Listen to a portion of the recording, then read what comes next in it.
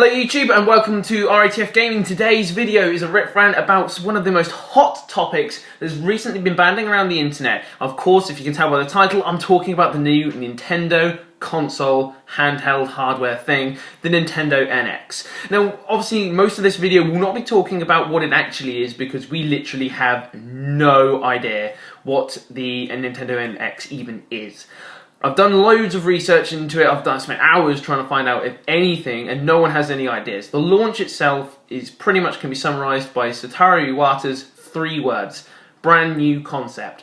So we're leaving it open. I can kind of assume it's not going to be a handheld, because why would Nintendo drop their incredibly successful 3DS line, which is, been doing them practically Prince money, that thing.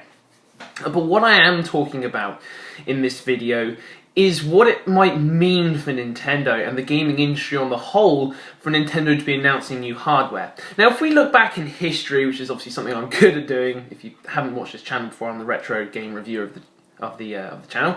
But if we look back in history at 2 major companies that have dropped out of the business, Atari and Sega. Now, Atari, not quite so much the connection that I'm kind of seeing with Nintendo here, but in terms of, say, Sega, I'm really kind of seeing a link that could be going on. So, of course, let's talk about Atari. I mean, they were the prime innovators in the 70s and early 80s in home video game consoles, arcades, the works, you name it, they did it.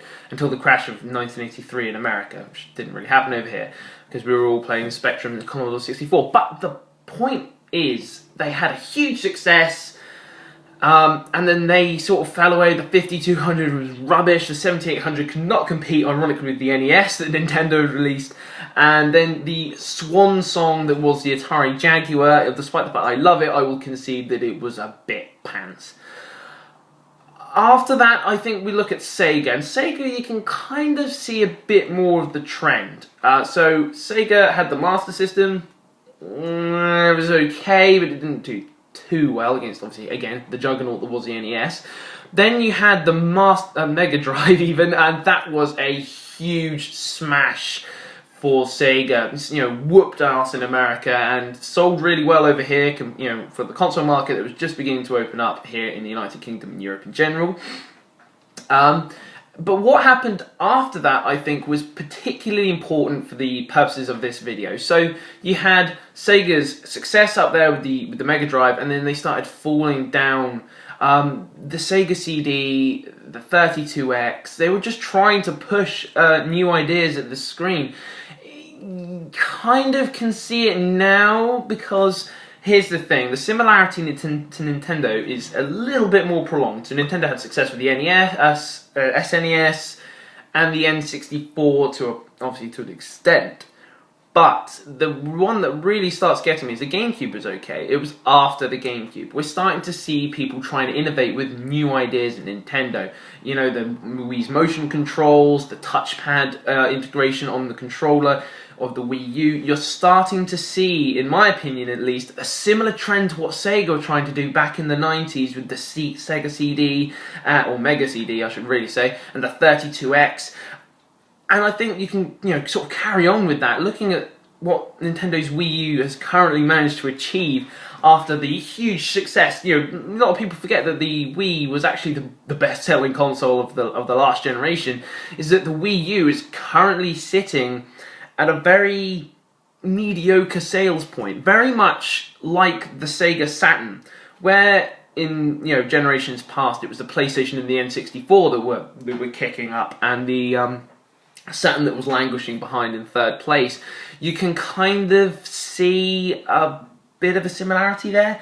The biggest similarity, in my opinion, the one that we really want to focus on, is how they both launched early. We know, of course, that the Sega Saturn launched about 4 or 5 months earlier than scheduled, and before the PlayStation, to try and gain it on market share. What did Wii U do?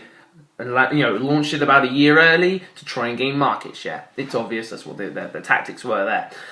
Then you look at what happened next, and obviously this is particularly in the case of Sega, the Dreamcast. So the question I really want to pose to you guys, leave in the comments or whatever if you like, but is this Nintendo's Dreamcast. Is this their swan song console? Will there be anything else?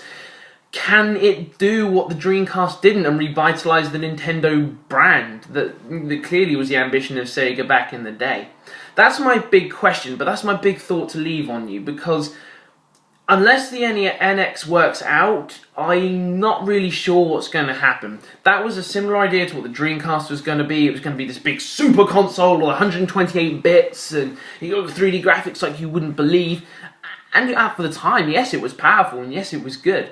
The fact is, obviously, we can talk about it as much as we want, but we don't know what the NX is. But we can talk about what it might mean for Nintendo as the company. Is this the end of Nintendo's console run?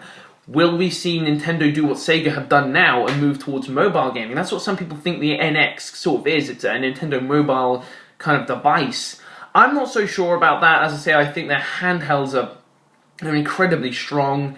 The 3DS line has sold 130 odd million units, or the DS/3DS line, I should probably say that, has sold, as I say, upwards of 135 million units. They aren't going to drop their handheld hardware division. All we know is it's a very exciting idea in certain ways, because Nintendo's hardware is coming out early, but at the same time, that's what Sega did with the Dreamcast. It was released in 1998, the PlayStation was released in 2000.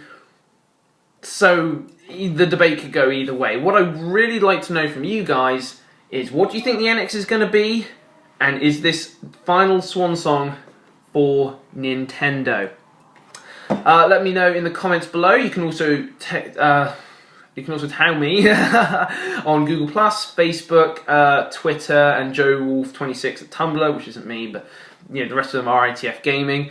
But until next time, guys, just take it easy, have a good one. Goodbye.